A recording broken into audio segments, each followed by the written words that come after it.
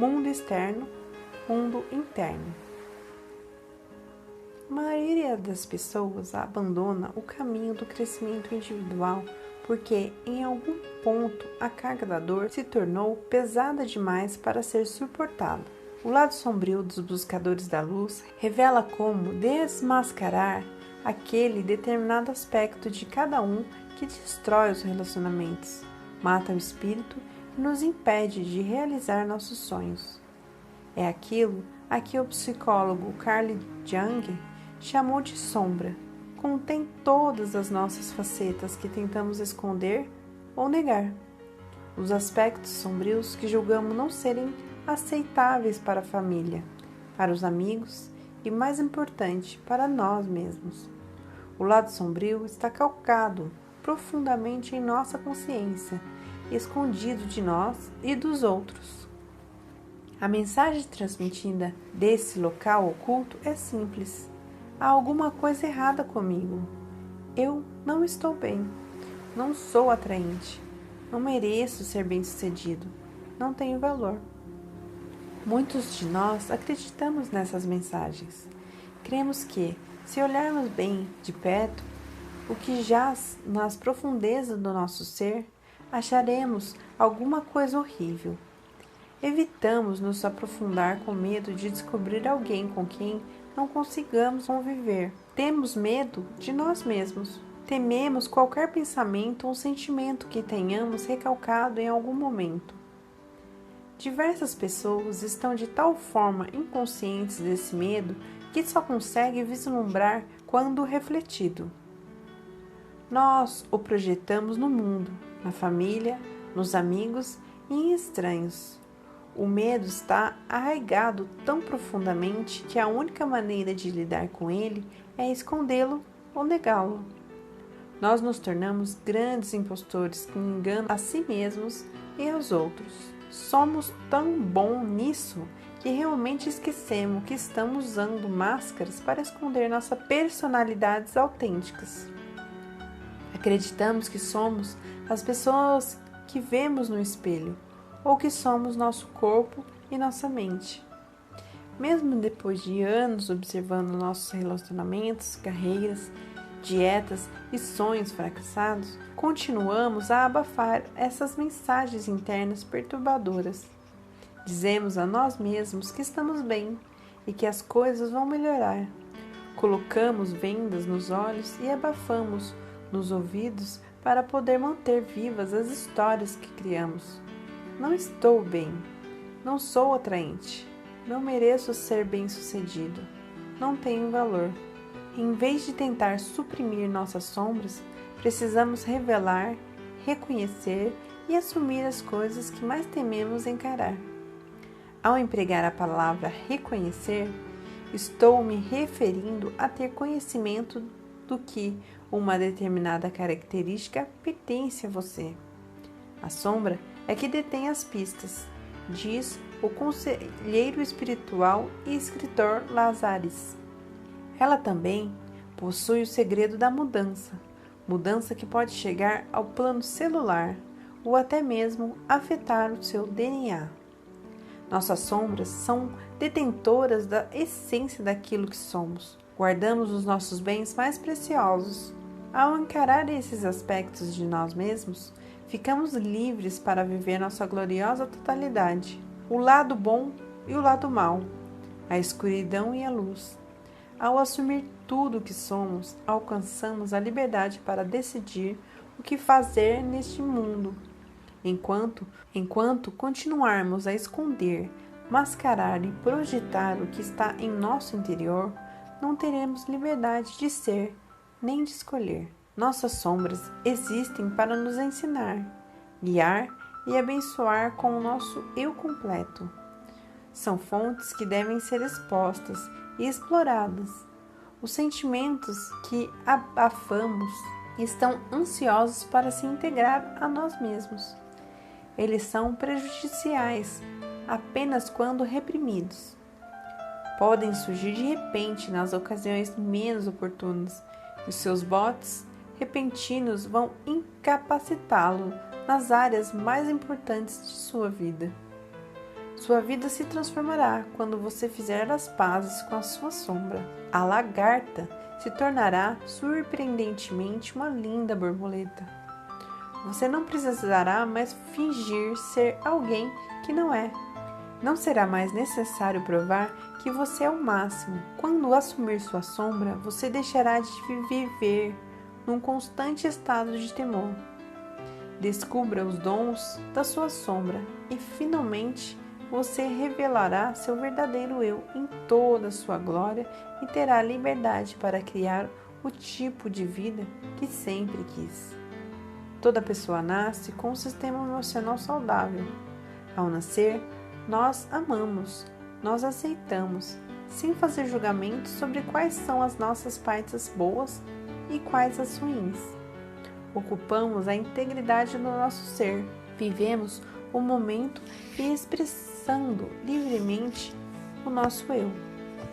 À medida que crescemos, começamos a aprender com as pessoas à nossa volta. Elas nos dizem como agir, como comer, quando dormir e começamos a fazer distinções. Aprendemos quais são os comportamentos que nos garantem aceitação e quais os que provocam rejeição. Aprendemos ao conseguir uma resposta imediata ou quando nossos apelos não são atendidos. Da mesma forma que passamos a confiar nas pessoas que nos rodeiam ou a odiá-las. Aprendemos o que é consistente e aquilo que é contraditório, quais as características aceitáveis em nosso meio e as que não são. Tudo nos desvia da possibilidade de viver o momento e impede que nos expressamos livremente. Precisamos reviver a experiência da nossa face de inocência que nos permite aceitar tudo o que somos a cada momento, pois só dessa forma teremos uma existência saudável, feliz e completa. Esse é o caminho. No livro de Neil Donald, Conversando com Deus, Deus diz: o amor perfeito está para o sentimento, como o branco total está para a cor. Muitos pensam que branco é a ausência da cor, mas não é. Na verdade, é a abrangência de todas as cores. O branco é feito de todas as cores combinadas. Assim também o amor. Não é a falta de emoção, ódio, raiva, desejo, ciúme, dissimulação, mas a soma de todos os desejos e a soma total, um montante agregado, o todo. O amor é abrangente, aceita toda a ordem de emoções humanas, as emoções que escondemos e aquelas que tememos. Jung disse, certa vez, prefiro sentir-me inteiro do que ser bom. Quantos de nós traímos a si mesmos para sermos bons, amados e aceitos? A maioria das pessoas foi educada para acreditar que tem boas e más qualidades. Portanto, para serem aceitas, são obrigadas a se livrar das más qualidades, ou pelo menos ocultá-las.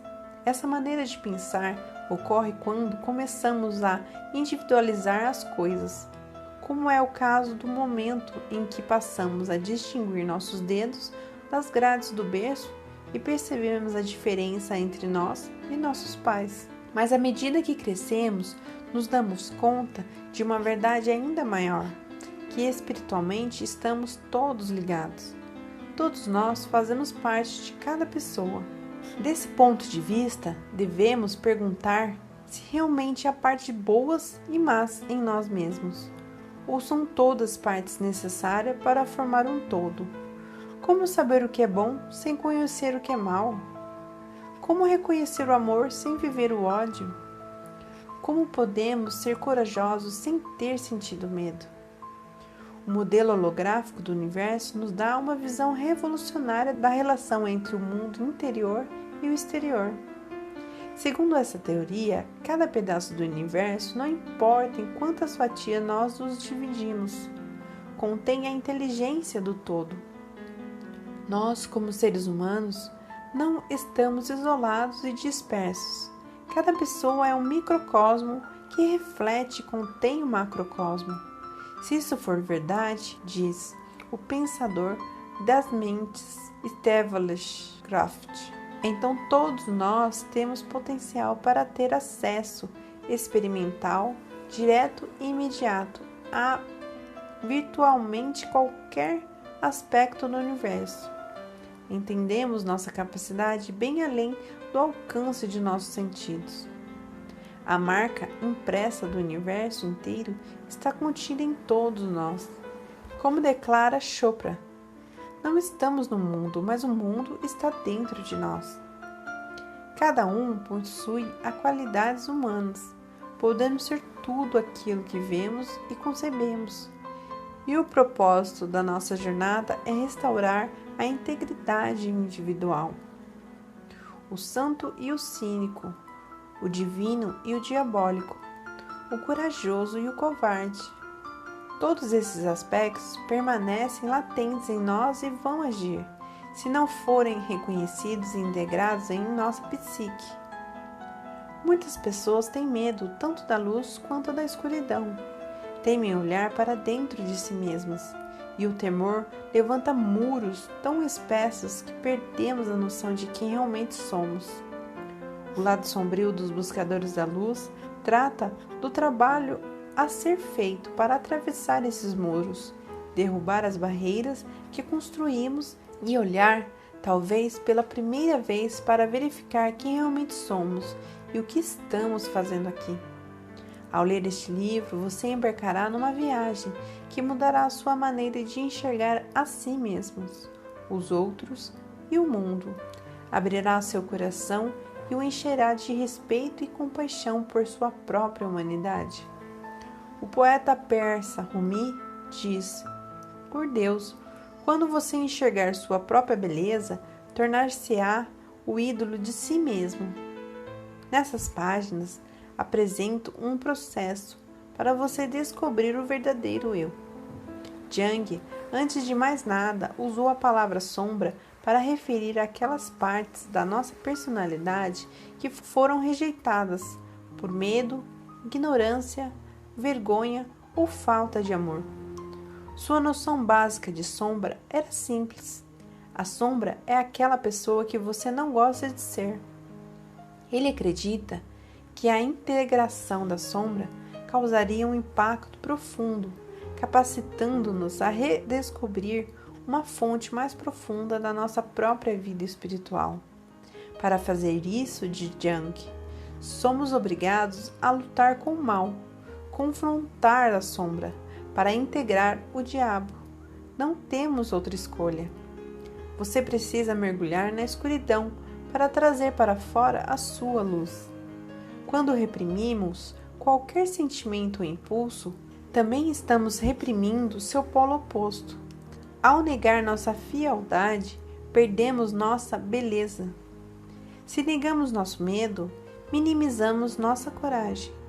Se nos recusamos a ver nossa ganância, reduzimos nossa generosidade. Nossa grandeza completa é maior do que conseguimos conceber. Se você acreditar, como eu, que temos a marca impressa de toda a humanidade dentro de nós, então será capaz de ser a pessoa mais admirável que já conheceu e, ao mesmo tempo, o pior ser que já chegou a imaginar. Este livro o ensinará a fazer as pazes com esses aspectos, às vezes contraditórios, de você mesmo. Meu amigo Bill, um instrutor de grupo de estudo superiores da Landmark Education, diz: aquele que você não consegue coexistir, não o deixará existir. Você precisa aprender a deixar que tudo que você é exista. Se quiser ser livre, antes de tudo, tem que ser. Isso significa que precisamos parar de nos julgar. Devemos nos perdoar por sermos humanos, imperfeitos, porque ao nos julgar, estamos automaticamente julgando os outros. E o que fazemos com os outros, fazemos com nós mesmos. O mundo é um espelho de nós mesmos. Quando conseguimos nos aceitar e nos perdoar, fazemos a mesma coisa com os outros. Essa foi para mim uma dura lição a ser aprendida. 3 anos atrás, acordei deitada no chão frio de mármore do meu banheiro. Meu corpo doía, meu hálito cheirava mal. Quando me levantei e olhei para o espelho, percebi que não poderia continuar assim. Estava com 28 anos e ainda esperava que alguém aparecesse para cuidar de mim até que eu melhorasse. Mas naquela manhã me dei conta de que ninguém viria, nem minha mãe, nem meu pai, nem meu príncipe encantado montado em seu cavalo branco. Eu estava numa encruzilhada no vício das drogas. Sabia que em breve teria de escolher entre a vida e a morte. Ninguém poderia fazer essa escolha por mim. Ninguém mais poderia afastar meu sofrimento. Ninguém seria capaz de me ajudar até que eu fizesse isso comigo mesma. A mulher diante do espelho me causou um choque. Percebi que não tinha ideia de quem era ela, como se estivesse vendo pela primeira vez. Cansada e assustada, fui até o telefone e pedi ajuda. Minha vida mudou drasticamente. Naquela manhã, decidi ficar bem, sem me importar com quanto tempo isso levaria. Depois de terminar um programa de tratamento de 28 dias, estabeleci uma verdadeira odisseia para me recuperar por dentro e por fora. Parecia uma tarefa monstruosa, mas eu não tinha escolha. 5 anos mais tarde, e tendo gasto aproximadamente $50.000, tornei-me uma pessoa diferente. Tinha me livrado dos meus vícios, trocado de amigos e mudado os meus valores. Porém, quando estava em silêncio meditando, eu sentia que ainda havia parte de mim que não estavam bem, das quais queria me livrar. O problema é que ainda me odiava. Parecia inacreditável que uma pessoa possa frequentar grupos de terapia durante 11 anos, encontros de grupos de recuperação de viciados, fazer tratamentos para a dependência, consultar hipnotizadores e acupunturista, tentar a experiência de renascer, participar de grupos de transformação, retiros budistas e sufistas, ler centenas de livros, assistir a fitas de visualização e meditação e ainda detestar uma parte do que ela é. Apesar de gastar um tempo enorme e aquela elevada quantia de dinheiro, percebi que eu tinha muito trabalho pela frente. Finalmente tive um estalo. Eu estava em um seminário intensivo de liderança conduzida por uma mulher chamada Jan Smith. A certa altura, eu estava falando em pé, diante de um grupo, quando de repente Jan olhou para mim e disse: "Você é Madonna?" Meu coração afundou. Como ela sabia? Eu tinha consciência de que era assim, mas estava tentando desesperadamente me livrar dessa parte do meu ser. Havia me empenhado bastante para ser doce e generosa, a fim de compensar esse horrível traço de caráter. Então, sem emoção, Jan me perguntou por que eu odiava essa parte de mim mesma. Sentindo-me pequena e idiota, disse-lhe que era a parte que me causava mais vergonha, que o fato de ser Madonna é que me causava outros sofrimentos. Jan então afirmou: "O que você não assume toma conta de você." Eu consegui perceber como estava dominada pela ideia de ser Madonna. Preocupava-me o tempo todo essa faceta do meu caráter, mas ainda não queria assumir isso. "O que há de bom em ser Madonna?" ela me perguntou. Tanto quanto eu podia perceber, não havia nada de bom nisso. Mas ela disse então: "Se você estivesse construindo uma casa, os empreiteiros houvessem estourado o orçamento e a obra apresentasse um atraso de 3 semanas, você acha que ajudaria a ser um pouquinho Madonna?" Evidentemente, eu concordei. Quando você precisa devolver mercadorias em seu trabalho, ajuda a ser Madonna, às vezes? Mais uma vez, concordei. Jan me perguntou se eu conseguiria perceber que, às vezes, ser Madonna não só é útil, mas é uma grande qualidade com a qual podemos contar em determinadas situações. De repente, essa parte de mim mesma que eu tentava desesperadamente esconder, negar e suprimir, ficou liberada. Todo o meu corpo pareceu diferente. Era como se eu tivesse tirado um enorme peso dos meus ombros. Jan havia captado esse aspecto da minha personalidade e me mostrado que isso era um talento, não algo que eu devesse me envergonhar. Se eu permitisse que essa parte existisse, não precisaria mais representar. Seria capaz de usá-la em vez de ser usada por ela. Depois desse dia, minha vida nunca mais foi a mesma. Mais uma peça do quebra-cabeça da recuperação havia se encaixado. Aquilo a que você resiste, persiste. Eu escutava isso tantas vezes, mas jamais entendera por completo a profundidade dessa afirmação. Ao resistir à Madonna que existia em mim, eu mantivera isso trancado. No momento em que eu aceitei essa condição e a vi como um dom, afrouxei minha resistência, e isso deixou de ser um problema e tornou-se uma parte saudável e natural do meu ser. Agora, não preciso ser mandona o tempo todo, mas nas ocasiões apropriadas, como acontece às vezes no mundo em que vivemos. Posso usar essa qualidade para me proteger. Esse processo me pareceu milagroso. Por isso, fiz uma lista de todas as coisas de mim mesma das quais não gostava e trabalhei para descobrir o lado bom delas. Tão logo fui capaz de perceber os valores positivos e negativos de cada aspecto meu. Consegui diminuir minha resistência e deixar que essas partes existissem livremente. Ficou evidente que esse processo não se destina a nos livrar de coisas das quais não gostamos de nós mesmos, mas a fazer-nos descobrir o lado positivo desses aspectos e integrá-los em nossa vida. Este livro é um guia para a sua jornada. Ele contém as ideias essenciais de um curso que desenvolvi ao longo dos anos para ajudar você a revelar sua sombra, a apossar-se dela e assumi-la. Começarei definindo a sombra detalhadamente e explorando a sua natureza e seus efeitos. Examinarei então o fenômeno essencial da sombra, a projeção, que é a forma de negarmos partes essenciais de nós mesmos quando as rejeitamos. Depois de considerar um novo modelo para compreender nossa vida interior e exterior, o modelo holográfico do universo, podemos começar a agir, aplicando o que aprendemos para revelar as faces ocultas do nosso lado sombrio.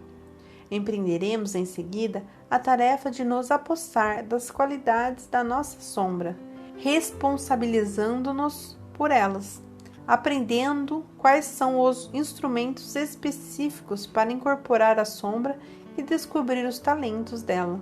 E como é possível recuperar o poder sobre partes nossas que entregamos aos outros. Finalmente exploraremos os caminhos que nos dão condições de nos amarmos e nos nutrirmos, e os instrumentos práticos que nos permitem manifestar nossos sonhos e criar uma vida que mereça ser vivida. Muita gente perde muito tempo em busca da luz e acaba encontrando escuridão. Uma pessoa não se torna iluminada ao imaginar figuras de luz, diz Jung, mas ao tomar consciência da escuridão. O lado sombrio dos buscadores da luz vai guiá-lo em seu caminho para revelar sua sombra, para aprimorar-se dela e para assumi-la. Ele lhe proporcionará o conhecimento e os instrumentos para fazer à luz aquilo que jaz dentro de você. Vai ajudá-lo a recuperar o seu potencial, a sua criatividade, o seu brilhantismo e os seus sonhos. Vai abrir seu coração para você e para os outros, além de alterar para sempre o seu relacionamento com o mundo.